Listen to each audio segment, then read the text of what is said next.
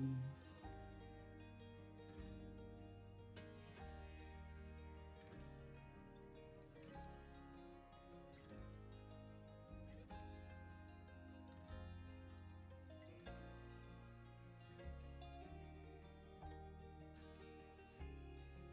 Hello, welcome to the stream.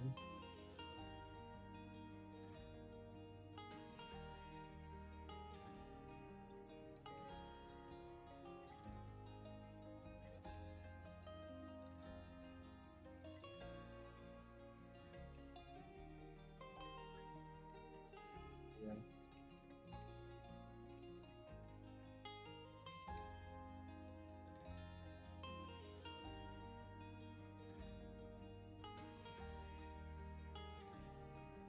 Come, we'll just wait a little bit more. Just a little bit.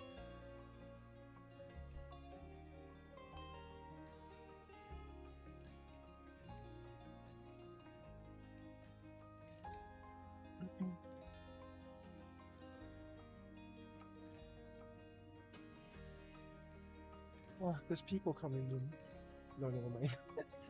Ah,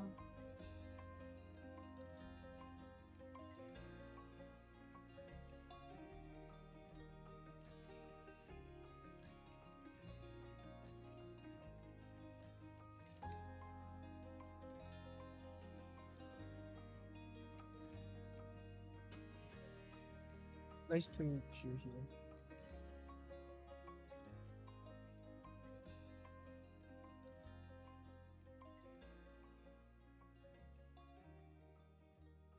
Just sit a little bit more. I think we'll start at another 2 minutes or so.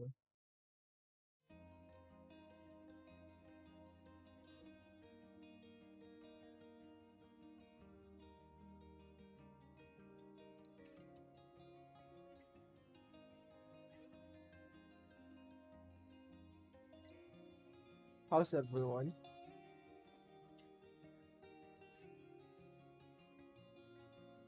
I hope you're fine.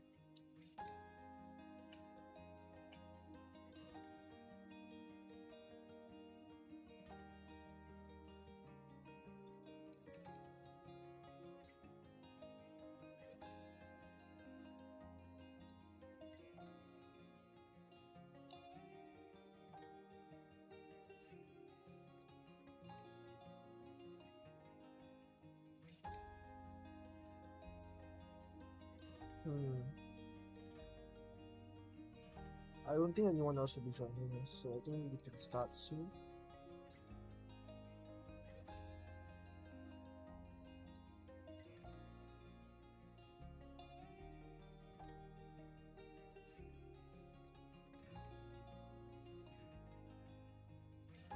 Yeah, well, I don't think anyone's watching. I want to end this by 2 p.m. I'm really tired. No stream tomorrow since I'm working midnight shift again. I'm gonna be out of sleep for the past. I've been out of sleep for the past few days. It's really not helping. Ah, well. Well. Hey.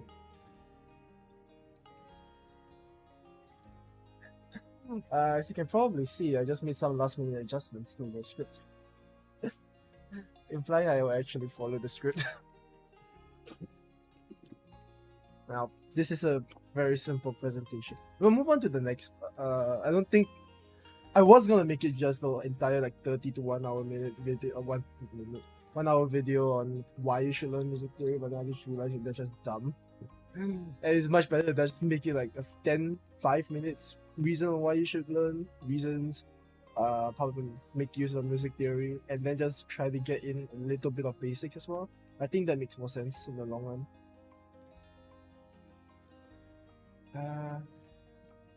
That's why instead of lesson 0 is lesson 1 today.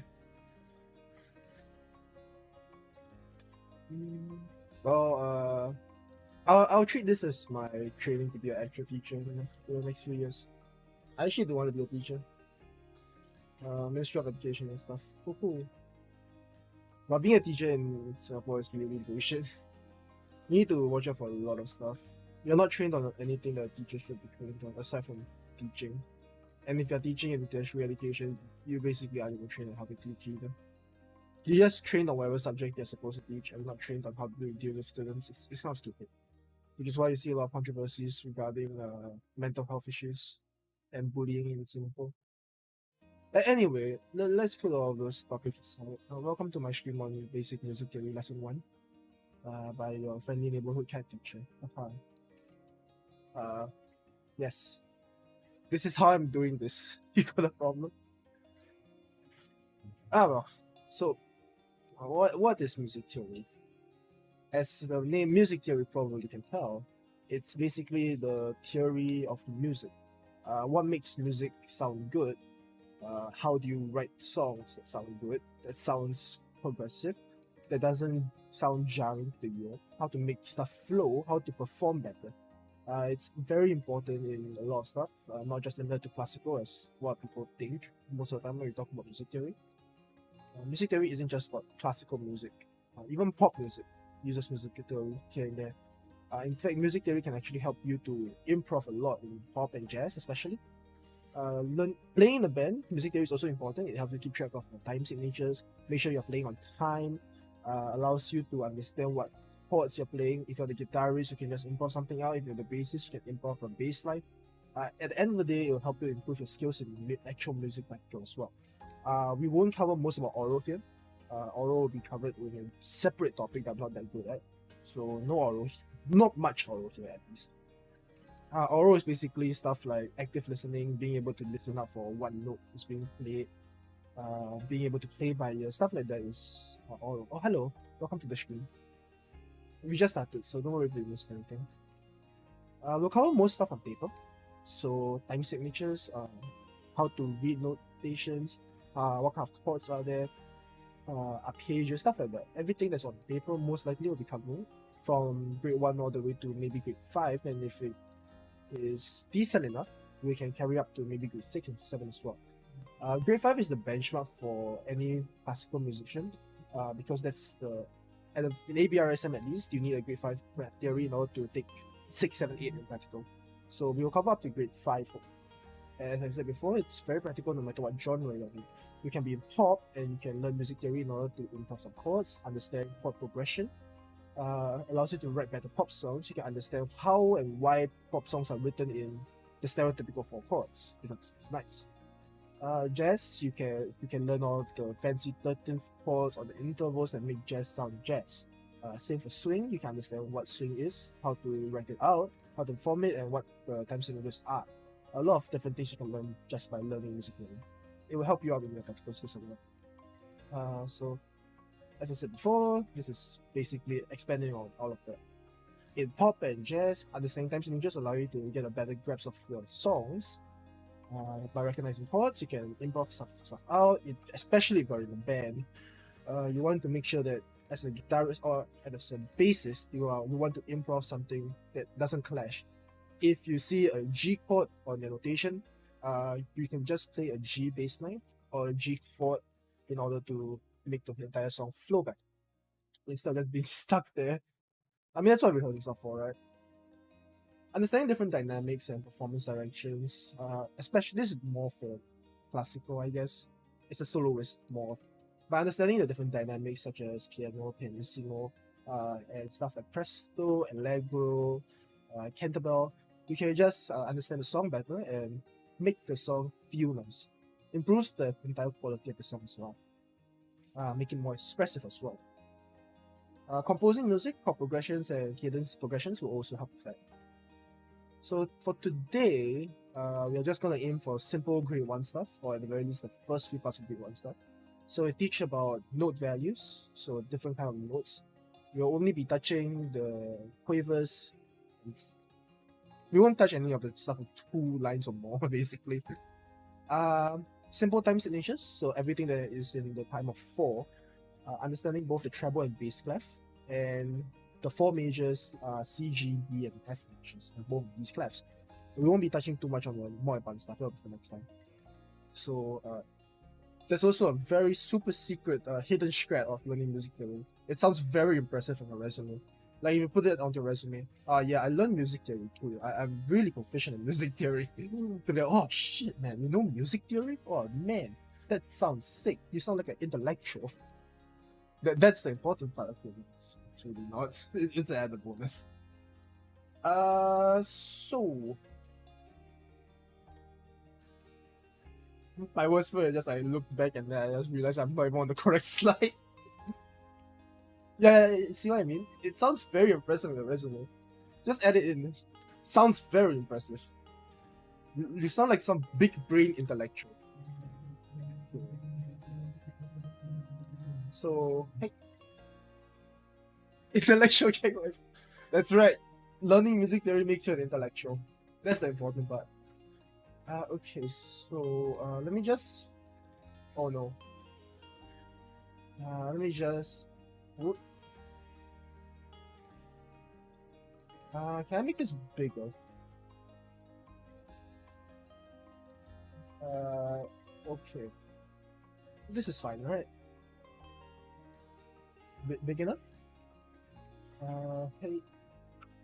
There we go. I think this is centered. So before we teach about what this stuff is, just ignore everything for now. We'll just be using this for. So first off, we will learn about different note values. So this application is called MuseScore. It's free to use. I like it a lot. It saved my life back in poly. Because I didn't have to spend money on using actual notation software. Oh, imagine using actual notation software. So today the 4 things that we'll be learning for note values will be this thing.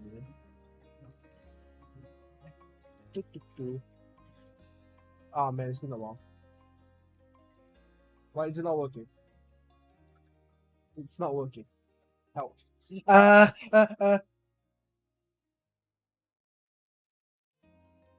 No, not save. Okay. No, not mute. No. There. I use this software every day. I'm sorry. So you can notice that these are different values.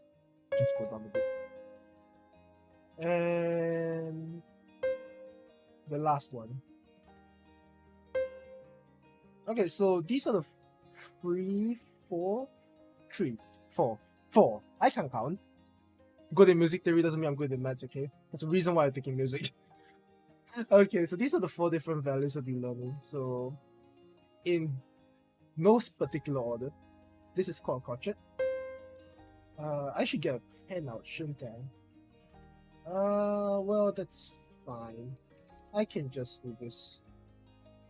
Stay fixed. Crotchet.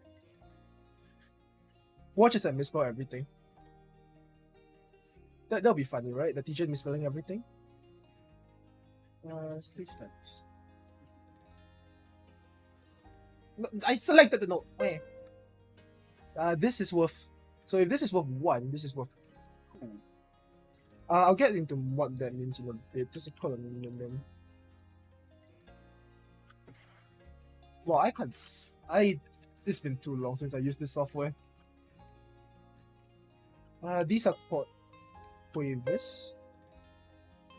We won't just ignore everything on the top. Wow, I cannot spell. Leave me alone. I'm dumb. Teaching without being able to spell can help you. Can you tell I'm anxious? Yeah, me neither. And this is called semi-brief. Can you tell I'm anxious? Yeah, me neither. Okay, so each of these 4 different things have a different value. So we'll just go in terms of 1. So 1 will be the basic value. So it's the starting block of all notes. This crotchet thing is worth 1 count. This minimum is worth 2 counts. Quavers are worth half a count, half a count. And semi-breaths are worth 4 counts. So in order to understand what the counts actually mean, you have to take a look at this fraction over here. This fraction is what we call a time signature. A time signature is usually found at the beginning of every song. And some different songs have time signatures in the middle of them to indicate a change of time, to make things sound a little bit different. So a 4/4 is the most common time signature, which is why it's also abbreviated as C sometimes. If I can find time signature. So C is the same as 4/4. So it's actually interchangeable. It stands for common time because 4/4 is the most common. Most pop music used for 4. Also classical music, a lot of them was used for 4 here and there. So a crotch 4/4 means there's two numbers, right? So 4 on the top and 4 on the bottom.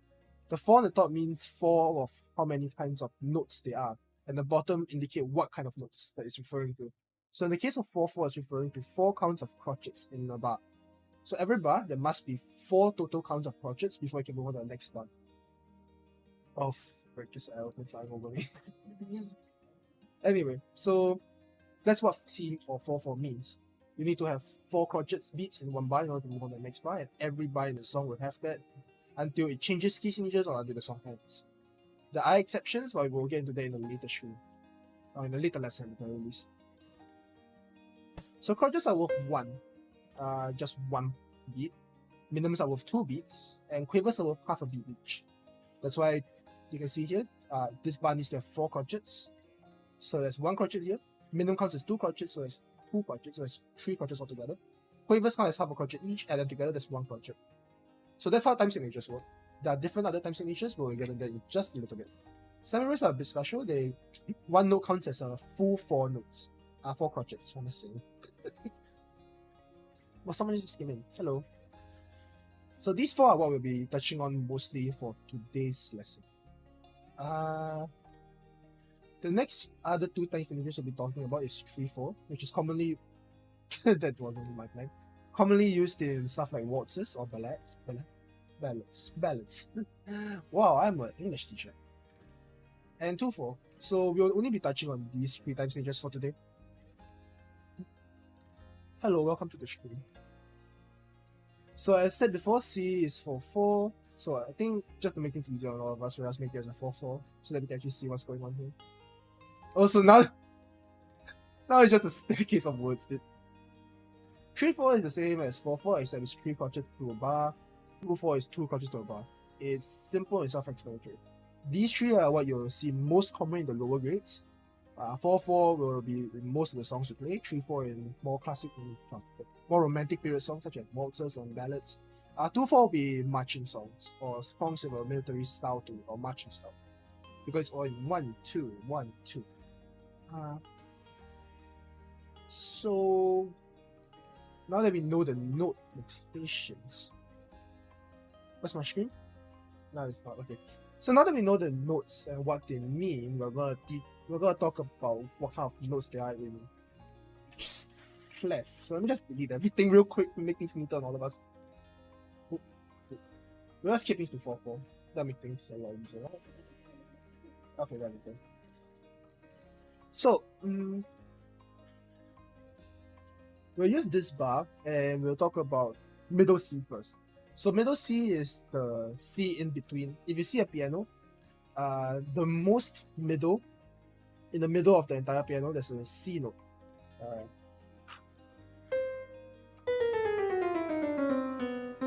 Ooh, music.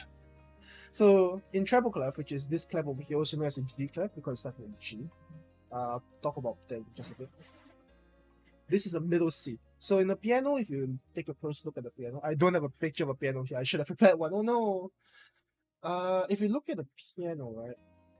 Let me just piano picture image. What's a good picture?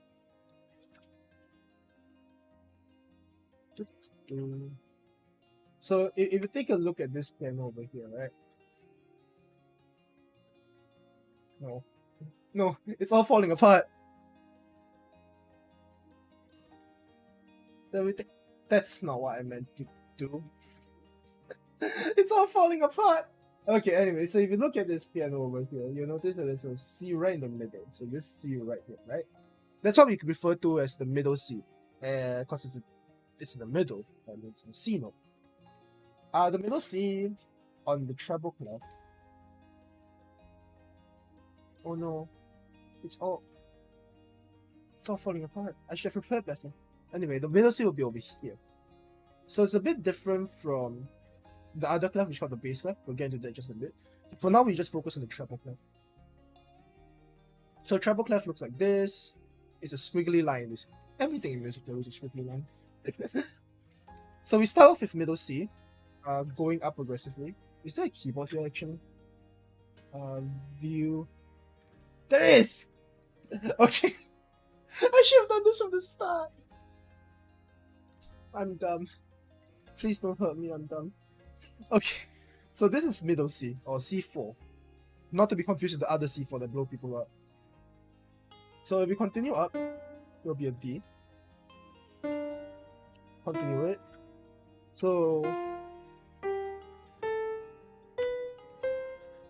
scale is made out of 8 notes from the key note, which is in this case C, all the way to the next C. So from C4 to C5 in the treble clef. Each of these notes have a name to it. It just goes progressively from C, D, E, F, G, then goes to A, B, C again. There is no H unless you are learning in the UK, and there they substitute B with H. But that's a whole other kind of worms that we're not going to touch about. So this is called what we call a scale. Scale is 8 notes, as I said before, from the key note all the way to the next key note, forming what we call an octave. In each scale, there are different key signatures and stuff like that. We'll get into that in just a little bit. For now, we'll just talk about C major. C major has no key signatures. It's one of the easiest majors to learn because it's so simple. It's a basic block for almost every other scale. Is that how it works? Yeah, that's how it works. So we look at the piano. There are these black keys as well. These are what we call accidentals. We'll talk about that when we talk about the other majors in maybe, hopefully, in 10 minutes. If I can keep track of my time. So far, are there any questions? If I'm going too fast, please let me know. Sometimes I have the tendency to just mess about and not keep on track. I'm not going to keep on track now. What am I doing? Okay. So this is a C major in the treble. There's also a bass clef, which is this clef over here, and it's typically one easier to write on the lower side of the piano. So as a basic rule of thumb, if you see a score or music sheet, typically if you're playing bass clef, it's a lower sound. So if the treble clef is a higher sound, the bass clef will be stuff like that. So it will be typically lower than the usual. On the bass clef, the middle C, which is this thing over here. Wrong. It'll be over here. These two notes are actually the same, even though they look different. Just because they are different clef doesn't mean the note is changed. The note is always constant. So the middle C will be the same regardless of which clef you are. It's just where it's written. So in this case, the middle C will be here for the treble clef, the lower line, but the upper line for the bass clef. Got it so far? So we'll make things easier for ourselves by going downwards this time. So if from here it goes from low to high, here we'll go from high to low. So next up, so C, E, whoops, I did not mean to do that. Isn't it just easier to just start like this? Yeah, it is. So this is what we call a descending scale.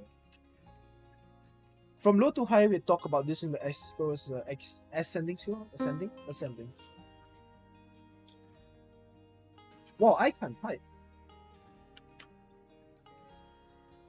And here, because it's from high to low, it's a descending. Whether the scale is ascending or descending makes a difference in other majors. Not majors, in other keys, but we won't talk about it in a long while. I feel like I say that a lot.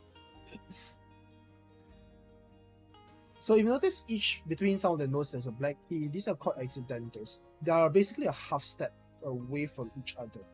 So for example, C and D, in between there's a D sharp or a D flat or D sharp. They're the same thing. In music theory, a lot of the notes are what we call enharmonic, meaning that they're written the same way, but they're named differently, written the same way, and they sound the same. So in this case, D flat and C sharp are the same because flat means that it's taking one step down, and sharp means it's taking one step up. So if a C sharp and a D flat is the same thing. They sound the same. Got it so far? Oh no, my eyes messed up again. Ah, that's fine.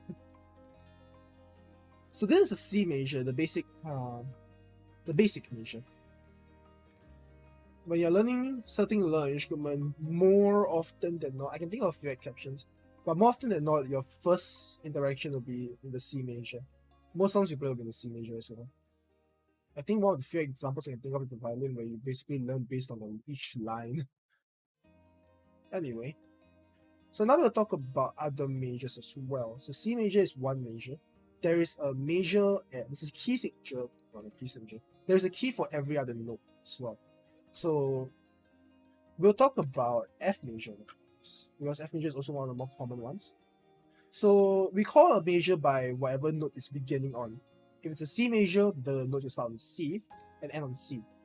In this case, if it's an F major, let's go back to try to calculate. If it's an F major, the note will start on F. No, this one. No. This F is.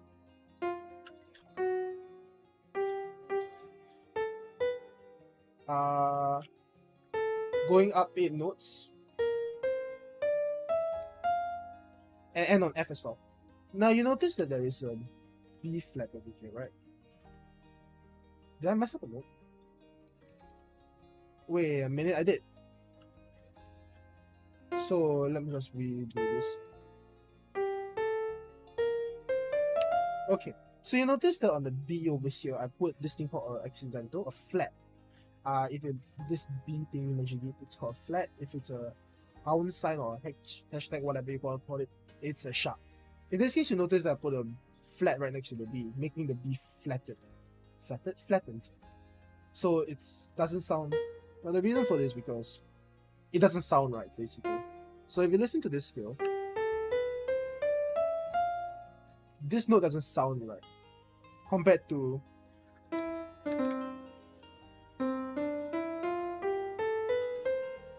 the fourth note doesn't sound right on this scale, which is why if you flatten it, to make it sound better.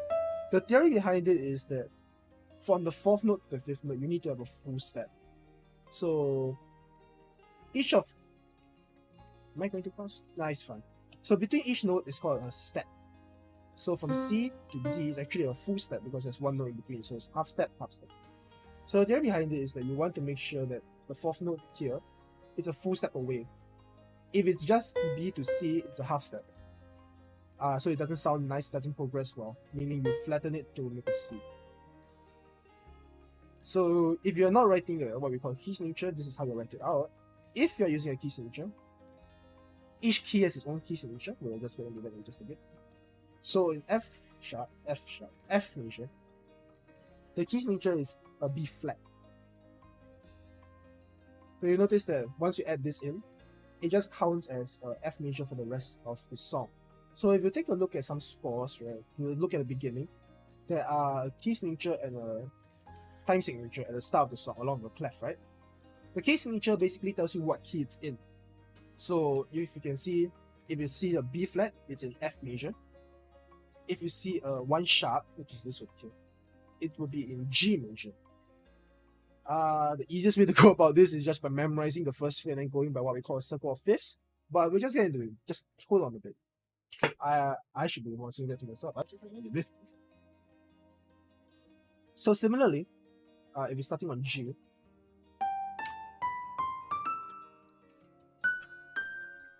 I should move all of this down here. So if it starts on the G major, it will start on G and end on G. These are the high G. Let me just...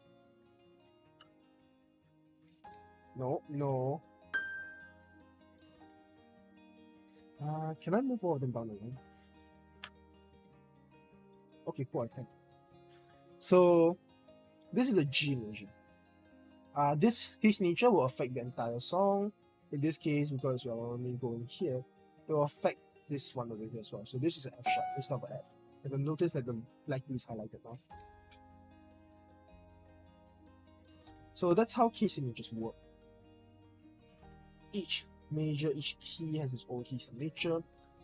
They make the song sound better. Some songs prefer a particular type of key signature.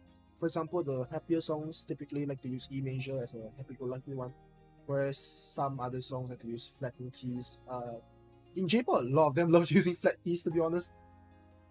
In J-pop, a lot of the songs, I can think of songs like from Idolmaster that just use 6 flats as a key signature, and that's a bit stupid. In Western music, they try to keep it as simple as possible by limiting themselves to maybe 3-4 sharps or flats. Whereas in Japanese music, they just throw everything and just hope for the best. It sounds nice. So this is a G major key. In bass clef of each of them, it will be the same. Let me just pull out a bass clef real quick.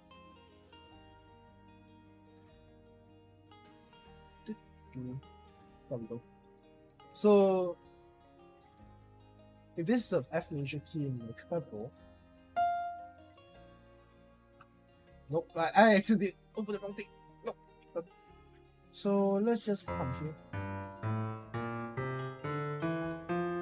These are the notes for F major string in the bass clef going upwards. So you take a look here, right? This note and this note is 4 octaves apart. If we want to make this the same, we have to raise this up a lot, and it's just a hassle to write out. So typically when you go into above a certain point, it's just easier to write out a different clef for it. Same as trying to go down too much, it's just easier off to write a bass clef for all of it. Is that understandable so far? Is everything understandable so far?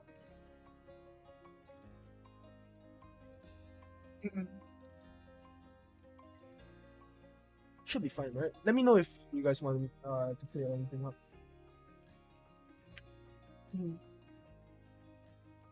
So key signatures affect the entire score until it changes. So in this case, this B flat key signature affects this entire bar until it changes to a F sharp, which will affect the entire song afterwards. So even though they're on different clefs, the keyboard is still the same. So don't get confused at thinking, oh no, this is a D, because you're reading it as a treble clef instead of a bass clef. So always pay attention to the clef before you read the note out. In exams especially, I've a few times where one of my other students, they just messed up 1 or 2 questions because they read a treble clef as a bass clef note and vice versa. Do you pronounce it vice versa or vice versa? Anyway, so similarly on this case, bass clef, yeah, we'll go up as well. Okay. No. Okay. So this is for F major. In both F major in both treble and bass, G major in both treble and bass.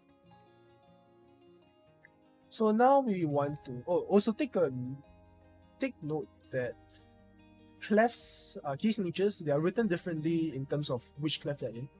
Because remember, the B flat here isn't a B flat here.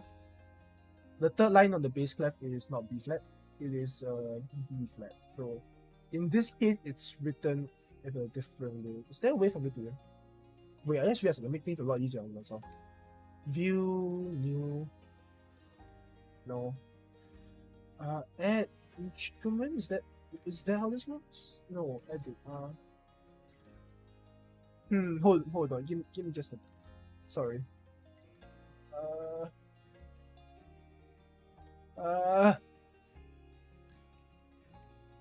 Hello. No, that's not it.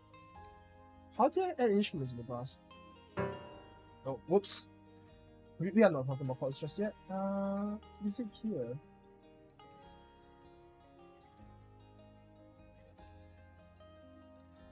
Can I add a please? No. Ah well. Whoops. This should make things a lot easier on us. I should have done this from the start. So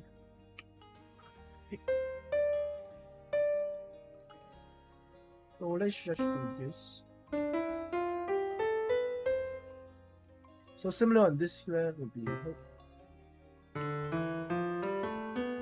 I should have done this with the stars. Come with me. So this is middle C.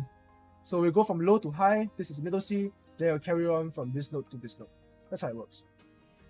Remember, if it seems a bit too confusing, just remember to keep a track of what clef you're reading in. It'll make things easier for all of us. So case signatures. In G will be this. So okay, it's different because the F sharp over here is not the F sharp over here, and vice versa. So it's written differently on both clefs. This case.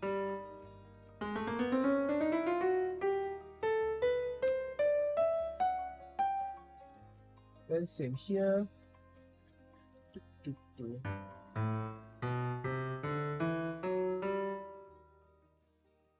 Then carrying on with the. Now we're putting the F. So it's different. You just need to keep track on how to write it out. One easy way to remember what note each line is by going by the acronym FACE on the treble clef, and all cows eat grass on the bass clef. That's how it goes. Whoops. Then similarly here.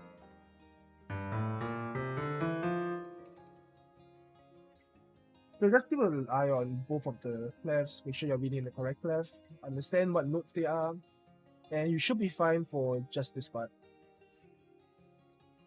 Next, we'll only be touching up to 2 sharps and 2 flats.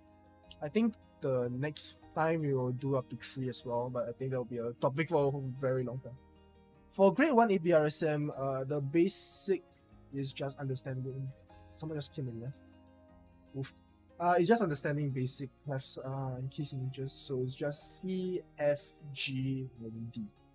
I don't think people, B flat major even taught until grade 2 at the very least. So we'll be following their standard, and we will be just touching on what their grade 1 is. That's how I learned as well. So before we carry on, is there any questions or anything?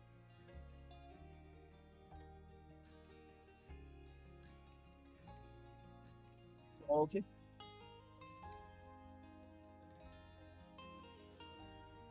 No questions, right? Okay, cool. Then we'll carry on. Actually, I'll just write notation while waiting if there's any questions. Oops. So, no. So C major. No key. Someone just put me on left again. That isn't demoralizing, huh? No key. Shuffle key signature. So here, G major. F. Shoot. Hold on. Sharp. No, that's not sharp. Sharp. Then similar here. F major. B flat. So that's to keep track of everything. Someone left again. So this is just to keep track of everything. So for the last key signature we'll be talking about on this screen, it will be D major. So let me just drop this here. D. What? No. Here.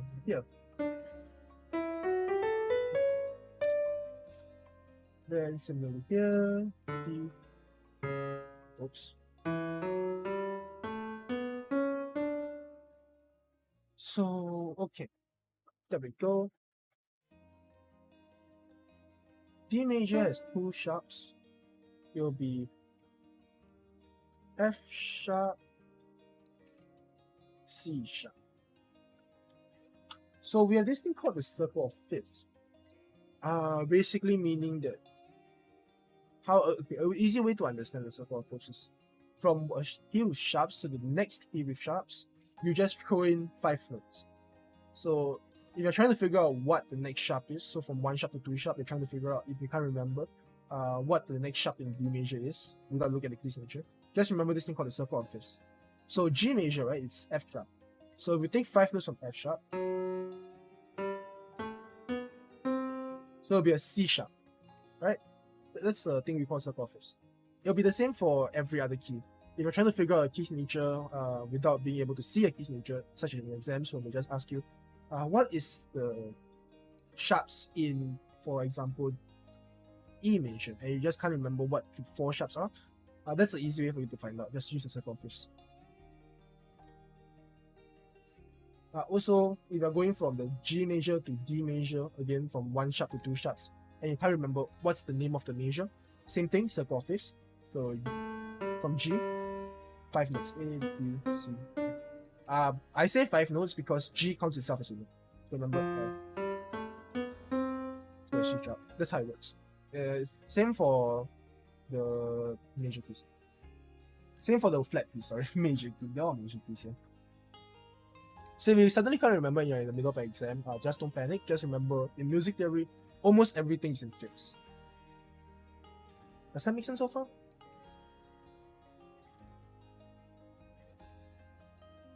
Okay, makes sense. Wow, we're still ahead of schedule. What else are we supposed to do today? Let's see.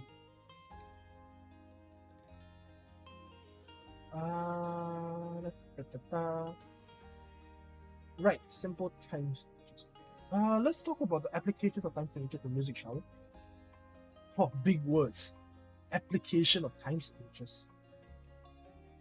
So 4/4 is used in most time signatures, as the most common time signature. Most pop music nowadays uses 4/4. It goes in the time of 1, 2, 3, 4, 1, 2, 3, 4, 1, 2, 3, 4, and so on and so forth. So you'll notice that the accent is always on the first beat. So the first beat is a strong beat where the chord or whatever changes. So it's always tam tam tam tam tam tam tam. If you're a drummer, you know that your snare most of the time is always on the first and the third beat, which is what we call the on beats. The 2 and 4 are what we call off beats. Yeah. So if you're a drummer, you typically pay the most attention on the first beat where you drop a kick and a snare, stuff like that. As a singer or musician, you usually change the chord on the first note as well. Sometimes it's different when you're trying to modulate and stuff, but we don't talk about modulations right now. So 4/4 is the most common. Most songs nowadays have it. If you're trying to learn a new pop piece, it's always in 4/4 nowadays. It's a few minor exceptions, I guess. The next time signature is 3/4. 3/4 is what we call it's a waltz time signature. So notice in ballroom dancing, it always goes in 1, 2, 3, 1, 2, 3, 1, 2, 3, 1, 2, 3. This is why it's a 3/4. So people always change the intellectual time. Welcome. So it's always 1, 2, 3, 1, 2, 3. So if you notice in ballroom dancing, right, they change their flow or they spin on the third note. So it's 1, 2, change, 1, 2, change, 1, 2, change, 1, 2, change. So let's see. If you're playing out we'll use a way. We'll make this. So in 4/4, right? Let's say you are a drum and instrument. Hell yeah, intellectual time. Instrument. Where are my percussions? Okay, here you go. So let's say you're a drummer, right? And you're playing in 4/4. So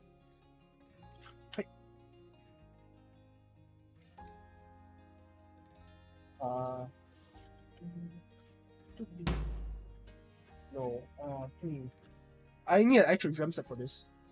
Okay, I'll just use the piano. That's fine. So let's say you're a pianist, right?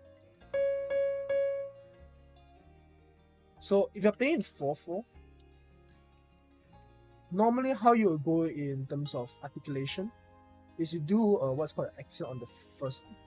So instead of just tap tap tap tap tap tap tap tap, it sounds dry. It doesn't sound nice, right? You go tam tap tap tap tam tap tap tap tam tap.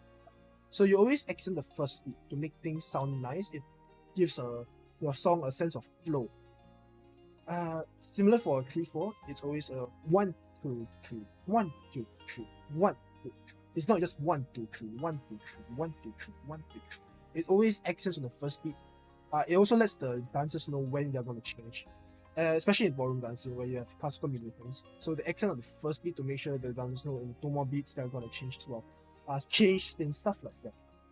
2/4 is a little bit special. I'm not going to throw a 3/4 as well. So, no. So in this case, you accent on the first. So in 2/4, it's most of the time seen in marching style songs or military songs, because it's always 1 2 1 2. If you've seen military marches, right?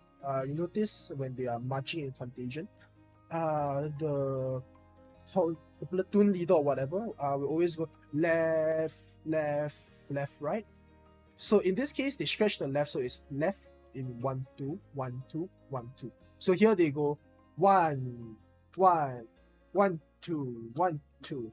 So you notice that in marching songs they always go 1 2 1 2 1 2 because you march with 2 legs. I hope. So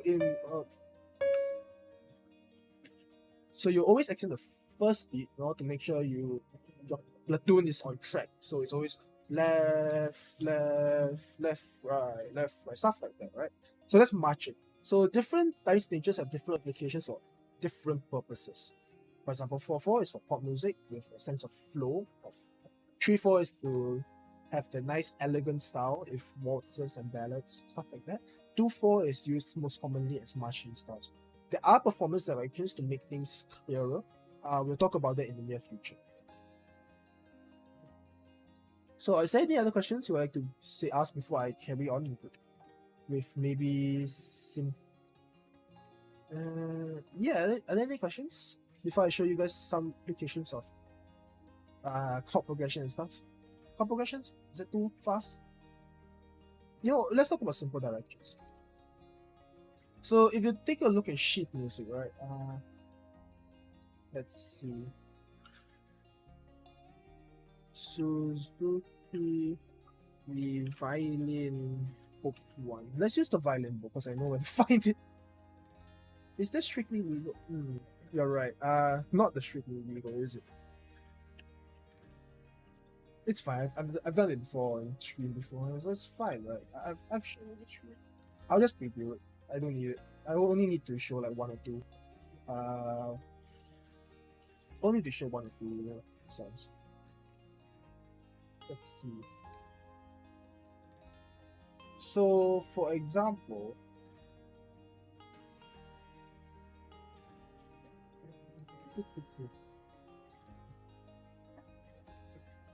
so if you take a look at some sheet music out there, you'll notice stuff like Andante, MF, Crescendo, this squiggly line here, F. These are what we call directions or dynamics.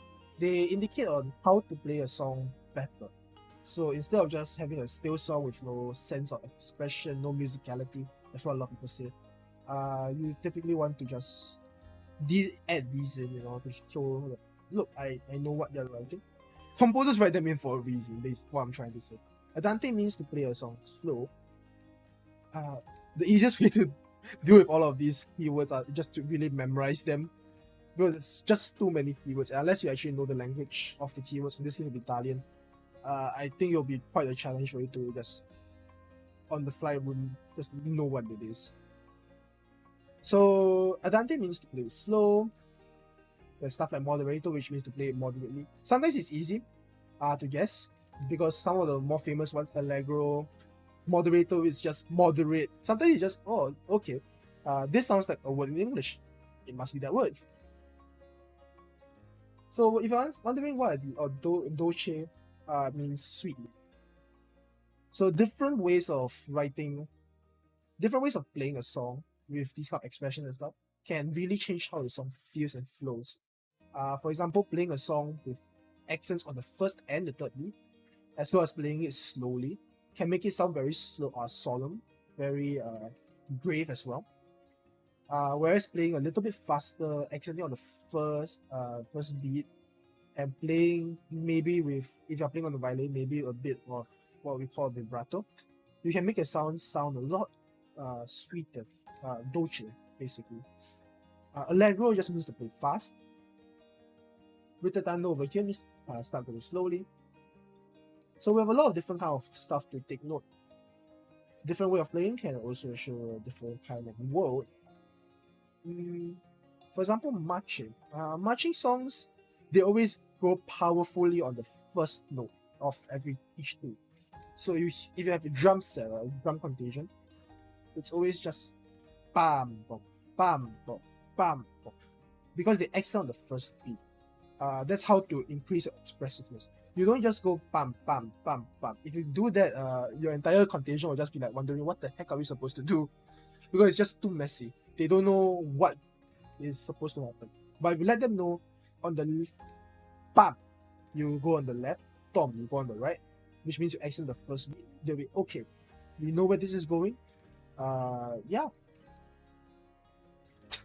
I'm not making sense, am I? I'm trying my best.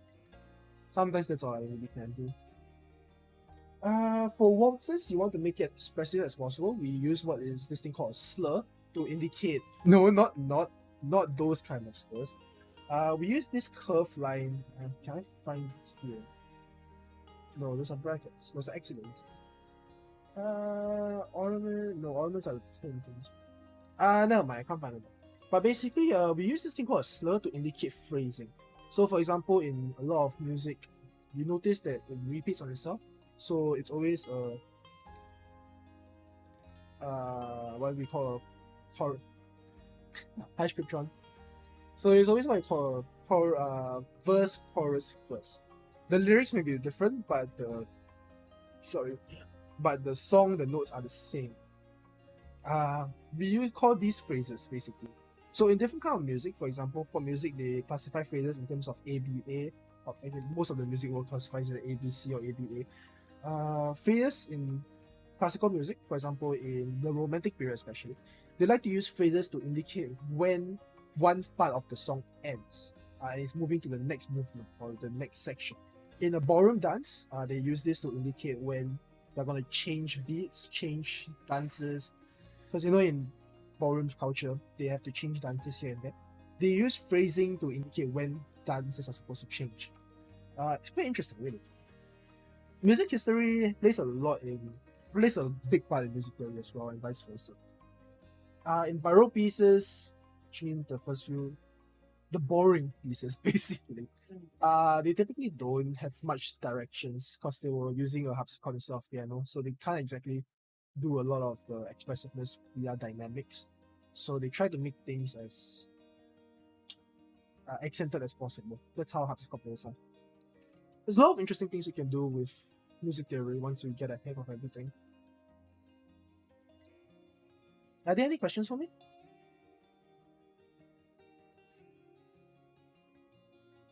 We'll get into all the other stuff in the near future. Ornaments is, I think, in grade 3 at the very least. Accents is grade 1, I think. The cool time signature as well. But for now, as a basic music theory, we just take the note up to 2-4, because these are the most common ones you'll face in daily life. 4-4 is in the most pop music, 3-4 is in the more romantic period, dances, stuff like that. 2-4 is for marching, so in Singapore, basically all the males who definitely have experienced that before. What else? Well, I say that, but I've actually never experienced it before. I guess I'm lucky in that sense. I have friends who don't have to go through national service either.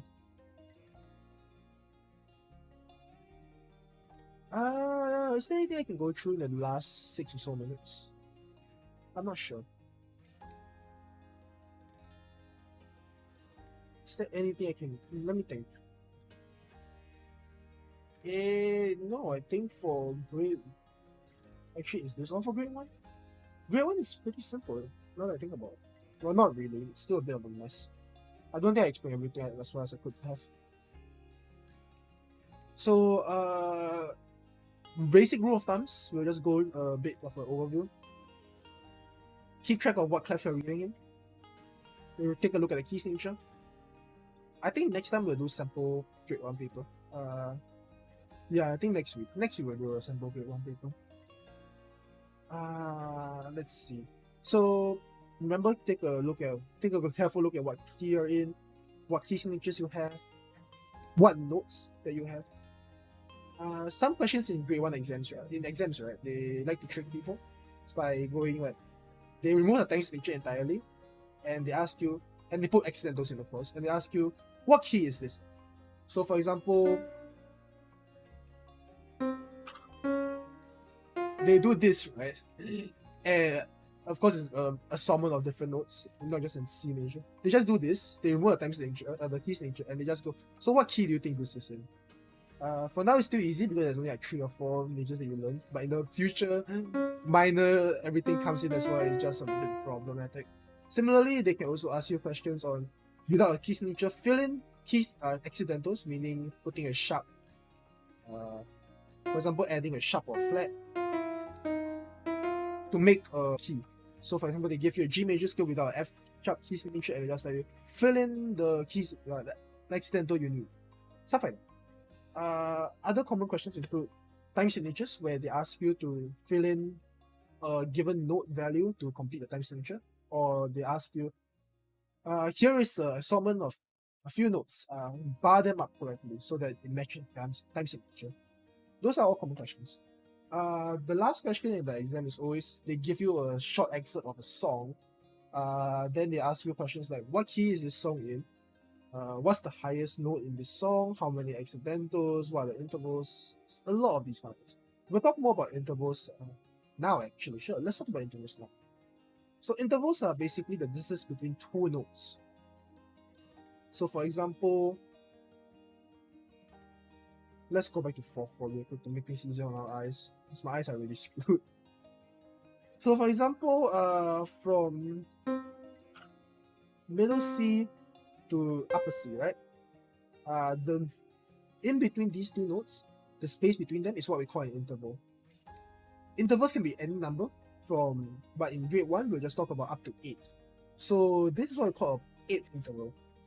There are 3 different kind of intervals. Well, we'll just start with 2. In grade 1, there's 2 different kind of intervals that you will take a note of. Either a major interval or a perfect interval. Perfect intervals will only happen on the 4th, the 5th, and the 8th. So for example, from C to C, which is a perfect 8th interval, from C to F, and a C to G. These 3 intervals, the 8th, the 4th, and the 5th interval, because remember they count themselves as the note, these are all what we call perfect. I'll explain why they're called perfect once we get into minor keys, but for now, just keep in mind that you only have to care about major and perfect. Every other thing will typically be in major. So how we call them is either, these are all perfect, right? So they're all perfect 8th, either TH or VE, up to you. Perfect 4th or perfect 5th. Then there's also, everything else will just be major 3rd, major 2nd, and major 7th. So that's how you classify intervals. For grade 1 and I believe grade 2, you don't have to care about minor. We'll get into those in the future, but for now, just keep in mind that it's just perfect and major only. What else is there? Let me tell you.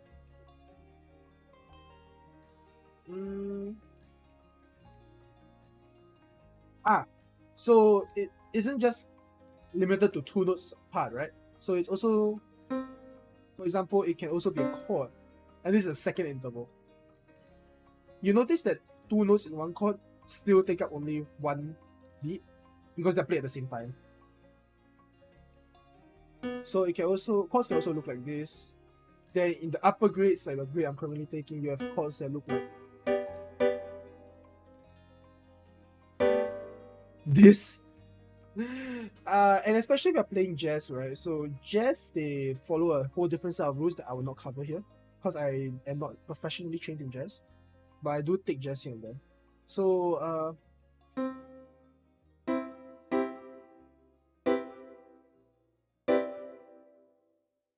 so they have this kind of really weird stuff. This is actually quite common for me. You also have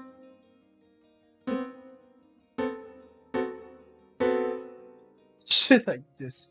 Jazz is basically just slamming on the keyboard as aggressively as you can, making it sound nice. How do they even sound? Let's see.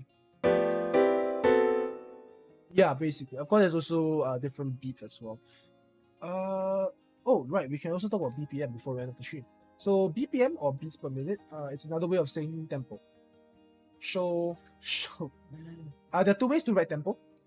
In exam pieces, typically they'll write it as one of these keywords here.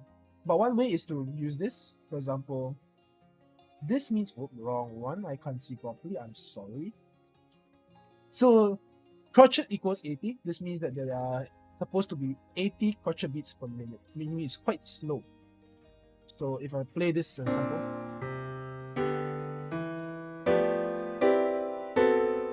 it's quite slow compared to, let's say, if I up it to maybe 120. So it's different, and the sound, the feel can also change.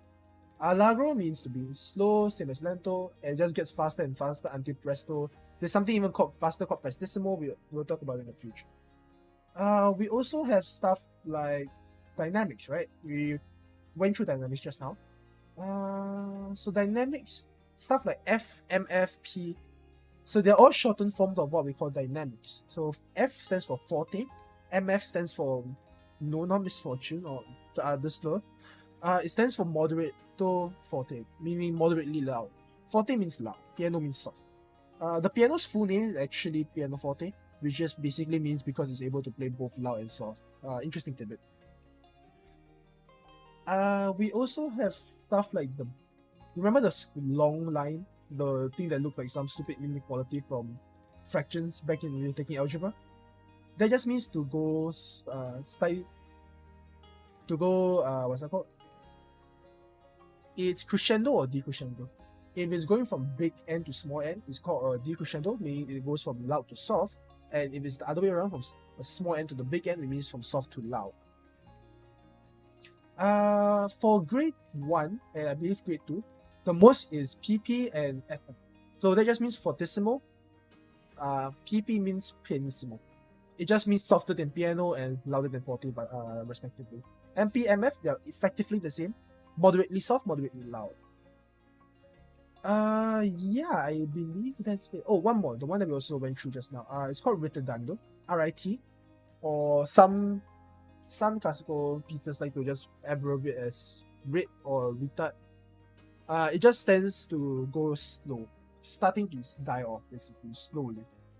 In band, especially modern band, concert band, they like to put it as dying off or PP die, stuff like that. They like to combine words together and make it sound very cool, even though it's effectively the same as just decrescendo and ritardando.